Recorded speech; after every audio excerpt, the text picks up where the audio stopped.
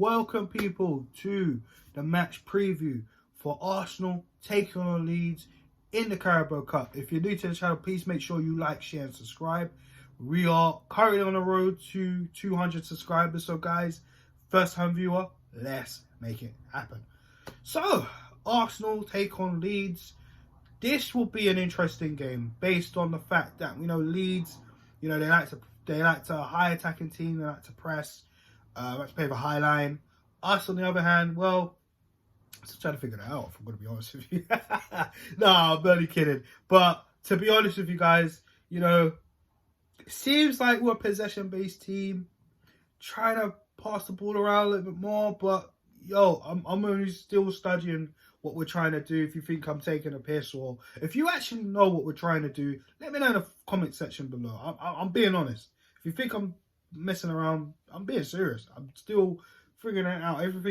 Every game seems to be something different, but we're getting results. So it seems we're getting some type of results, but that's good. But the fact of the matter is, it's going to be a different game. There's going to be, I expect, some changes, of course. Arsenal taking on Leicester this coming Saturday, so stay tuned for the preview. We got it coming out soon. So that game's going to be important. Leeds, what they're going to do, they're going to have Rodrigo. They're going to go all out with Rafinha. We know he's a good player as well.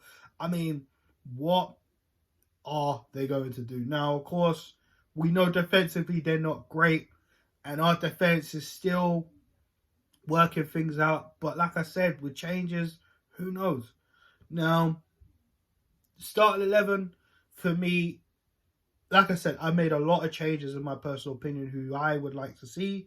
Some people from the start of 11 who I feel need to be in this game, because I feel like they haven't exactly, what's the word?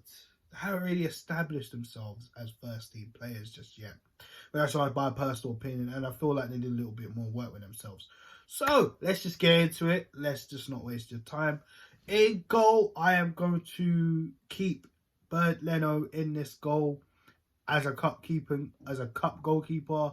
Hasn't really done wrong in the Wimbledon game. So yeah, Leno retains his place. That's just what Leno is now. He's done a lot of talking, and to be honest with you, I don't think that warrants him coming back into the first team. And besides, I think Aaron Ramsdale has done pretty darn well for himself, being in the first team, So if anything, Leno, yeah, stay where you are. I'm totally honest with you till he's gone.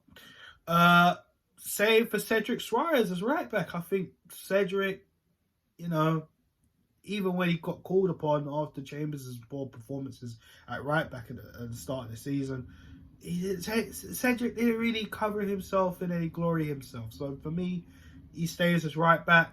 The left back, I think it's going to be Tavares once again. I'm not sure on the situation with Kieran Tierney. Me personally, I think Tierney should probably not play against Leicester. I feel his form just hasn't been great. I think Tavares, could use with some more playing time. And I think after his performance against Aston Villa, I definitely have him against Leicester. And I probably would start him tonight as well, so we can get a little bit warmed up. So the centre-backs, for me, I think, to be honest, is as easy as pie. I think Pablo Mari and Rob Holding. And the reason why I picked these two, because they're nowhere near the first team, and I don't want them near the first team. That's just my personal opinion. Don't think they're good enough. But for this game, I think they can come in, do a job. Again, like I said before, it won't be easy with the way Leeds actually play. So I am relying on these guys to put in a decent performance and do well. It's as simple as that. Now, formation. What are we going to do? I think we're probably going to stick to a 4-2-3-1 in this. I'm sure Mikel Arteta wants to test out the 4-4-2 again. I see some people praise it online. Me personally, I thought, okay, that's good, But can we do it against Leicester? We'll talk about that during the Leicester preview. So for me, I see a 4-2-3-1, and I see Mohamed El Neni, and I do actually see probably AZ Maitland-Niles. I think we can't risk Thomas Partey, strictly because, I mean, he's on watch. You know, when it comes to injuries, he's on watch.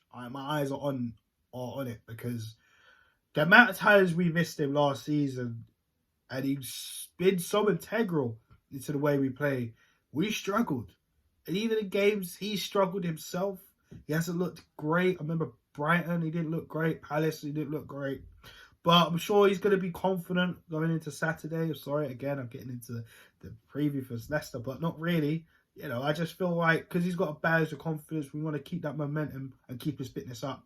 So personally, I think I'll rest him, leave him for Saturday. So AZ Maitland-Niles only came on for a few minutes against Aston Villa. Didn't really do that much, to be honest with you. The game was kind of done by that point.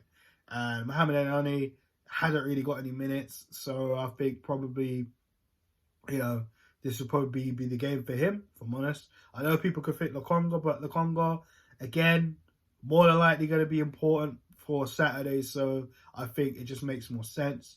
Within the three, now there's players in there who I think need game time, and there's players in there who I feel, I don't think right now, based on form, they should be in the first team, and I'm going to explain why. So I'm going to go through these players individually and tell you my thoughts on these players. So let's start off with one player in Gabriel Martinelli. I think it's no secret. We all want to see Martinelli play. Sick and tired of him coming on. Last 5-10 minutes, I think, scrap that. Start him, Mikel Arteta. Start him. You know, we already heard rumours about his agent saying how the player's not happy, of course. He wants more game time. And the guy's a talent. The guy's a talent. I can't understand why he's not getting more game time. You know, there was rumours that he had a little knock a few weeks ago.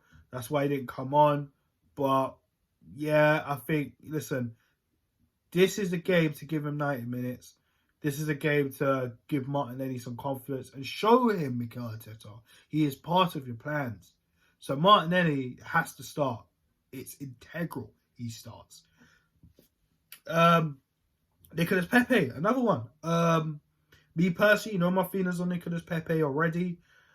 I feel this is probably a game for him where he could really show Mikel Arteta he can be part of his plans. Because to me personally, it doesn't look like he is.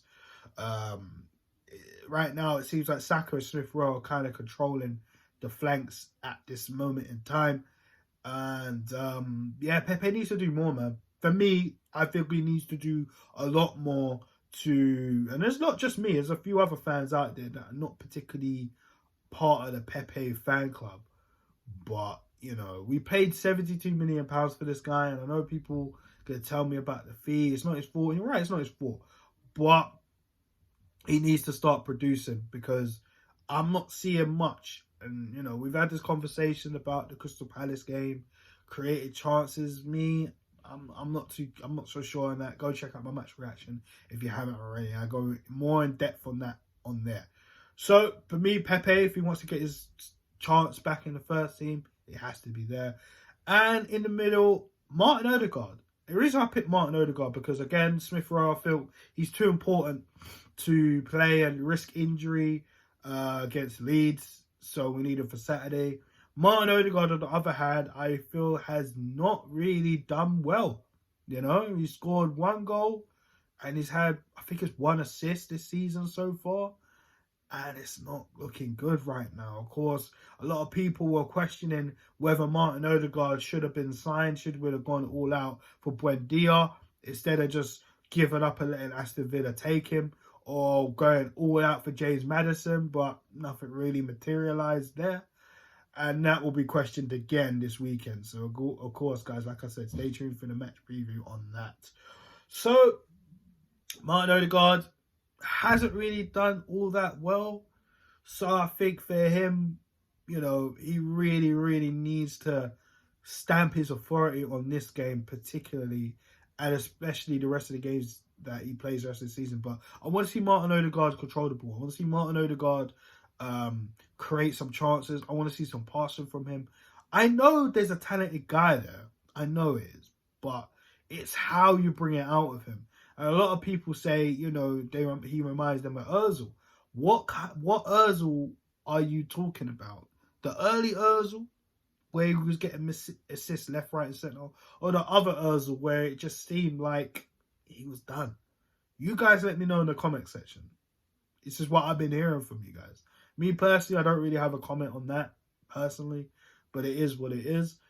And finally, up top, now of course, Lacazette would be an ideal option, I think, personally. But of course, we all know he came off with a little injury against Aston Villa, so that's more than likely not going to happen. Aubameyang wouldn't risk it either. He did have a little cramp as well, but that's just cramp. But again, wouldn't risk it either. So you got two people. You either have Balogun, you know, who didn't really get much chances this season already. He did start against Brentford, of course. We all remember when Lacazette and Aubameyang were ruled out due to potentially having COVID.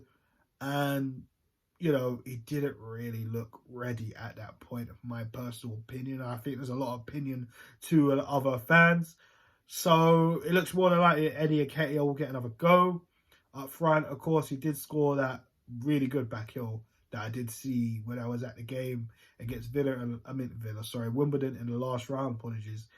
So more than likely going to see Eddie Nketiah lead the line in this one. So for me, this game, like I said, this game is going to be difficult because of the way Leeds press, Leeds high up the pitch.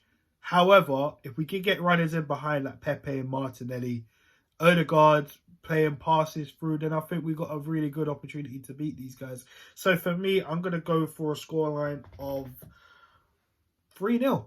You know, I think we are capable of keeping a clean sheet. The only reason why I say 3-0 with not so much chest, but a little bit, is because I doubt Bielsa, will actually start majority of first team players from his Leeds side. I'm doubtful. However, you never know. So on that note, in fact, I'm probably going to go 3-1. I'll go for 3-1. I'm totally honest. I'm not so sure if he will, but at the same time, if he does, I probably do see us conceding. So yeah, I'm going with 3-1 to the Gunners. Guys, thanks for checking out this video. Of course, I will be back with the match reaction as well as the Leicester preview coming out this week. So stay tuned for the channel. And yeah, Arsenal. Let's see what happens tonight and let's get through to the next round. And guys, I'll be back with you soon. Peace.